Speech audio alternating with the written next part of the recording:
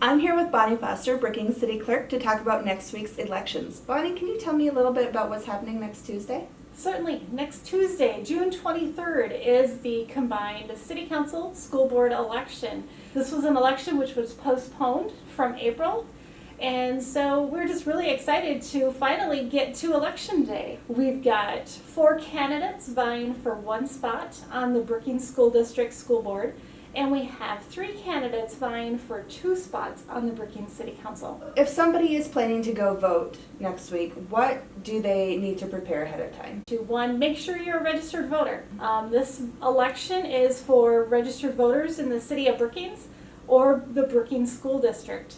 If you're not sure you are registered to vote in this election, please call either the City Hall 692-6281 number or the Brookings County Finance Office, and we can verify your voter registration for you and let you know if you qualify. If you're not registered to vote, unfortunately the deadline is passed and you will not be able to vote in this election.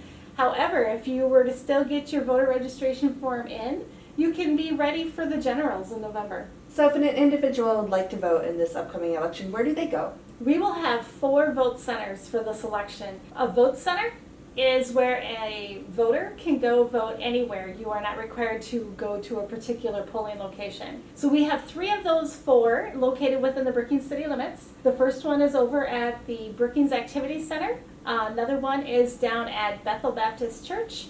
And the third one is at Holy Life Tabernacle Church. And then we have a 4th location over in Aurora at the Aurora Little Hall next to their fire department.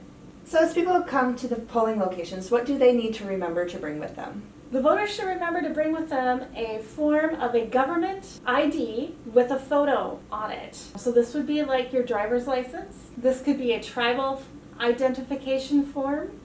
It could be a university ID for the current year or a high school ID for the current year, which would be 2019-2020. If you do not have a form of ID with a photo on it issued by the government, we do have the option to fill out a personal identification affidavit form. So we try to go above and beyond and make sure that we give every opportunity to those voters to vote. Now with COVID-19, things might look a little bit different this year, correct? Yes.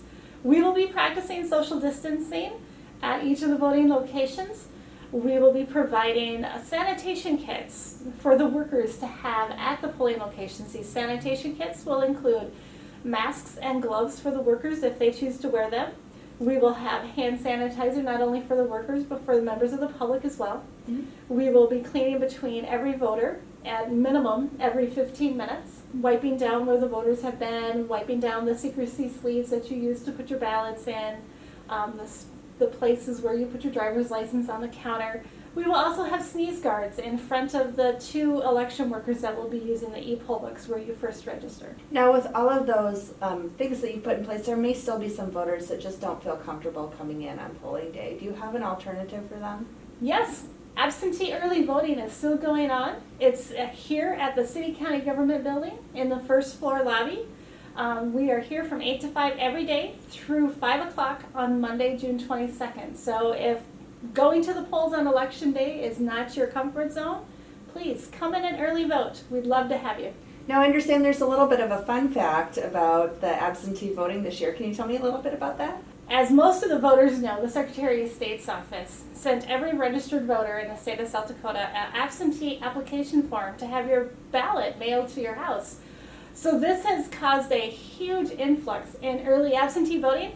To date, we have over 2,100 absentee voters for this election, which is more than the last 2 elections that we have had. So it's amazing.